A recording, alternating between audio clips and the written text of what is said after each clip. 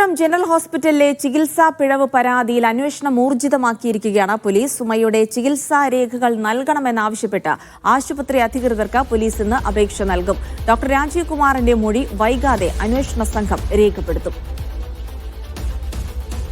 Sijo V John വിവരങ്ങൾ നൽകും. സിജോ, ചികിത്സാ പിഴവുമായി ബന്ധപ്പെട്ട് ആദ്യം ഒരു കൃത്യമായ മറുപടി നൽകാതെ ഉരുണ്ട് കളിക്കാനായിരുന്നു അധികൃതരുടെ ശ്രമമെങ്കിൽ അതൊരു കേസിലേക്കും അന്വേഷണത്തിലേക്കും ഒക്കെ കടക്കുമ്പോൾ പരാതിക്കാരിക്ക് നീതി ലഭിക്കുമോ എന്നാണ് അറിയേണ്ടത്. ഡോക്ടറുടെ മൊഴിയടക്കം എടുത്തുകൊണ്ടുള്ള വിപുലമായ അന്വേഷണത്തിന് തയ്യാറെടുക്കുകയാണ് അന്വേഷണ സംഘം. വിശദമായ അന്വേഷണത്തിലേക്ക് കടക്കുകയാണ് പോലീസും. അതോടൊപ്പം തന്നെ ആരോഗ്യവകുപ്പും തങ്ങളുടെ പരിശോധന നടത്തുന്ന അന്വേഷണം അതിലേക്ക് വിശദമായി തന്നെ പോകുന്നുവെന്നാണ് നമുക്ക് ലഭ്യമാകുന്ന വിവരം. ഇന്നലെയാണ് ഇതുമായി ബന്ധപ്പെട്ട് പരാതിക്കാരിയായ സുമയ്യയുടെ മൊഴി പോലീസ് രേഖപ്പെടുത്തിയിരുന്നത്. അതിനുശേഷമാണ് ഡോക്ടർക്കെതിരെ കേസ് രജിസ്റ്റർ ചെയ്തിരിക്കുന്നത്. ഇനി അടുത്ത ഘട്ടം എന്ന നിലയിൽ കന്റോൺമെന്റ് പോലീസ് നീങ്ങുന്നത് ഇതുമായി ബന്ധപ്പെട്ട ചികിത്സാ രേഖകൾ പരിശോധിക്കുക എന്നുള്ളതാണ്. കാരണം ഇത് ഏറ്റവും പ്രധാനപ്പെട്ട ഒരു കാര്യമാണ് ഈ രേഖകൾ എന്നുള്ളത്.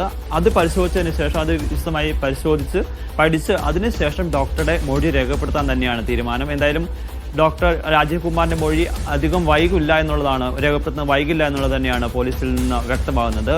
ഈ ചികിത്സ സംബന്ധിച്ച കാര്യങ്ങളിൽ ഒരു ക്ലാരിറ്റി വരുത്തിയതിനു ശേഷം മൊഴിയെടുക്കുന്നതിലേക്ക് കടക്കാം എന്നുള്ള ഒരു കണക്കുകൂട്ടലാണ് പോലീസിന് ഉള്ളത്. അതോടൊപ്പം തന്നെ ആരോഗ്യ വകുപ്പും അന്വേഷണത്തിലേക്ക് കടക്കുന്നു എന്നുള്ളതാണ്. നേരത്തെ ഒരു തട്ടിക്കൂട്ട് അന്വേഷണമാണ് നടത്തിയിരുന്നത്. വളരെ വിചിത്രമായ വാദങ്ങൾ തന്നെയാണ് ആരോഗ്യവകുപ്പ് നടത്തിയിരുന്നത്.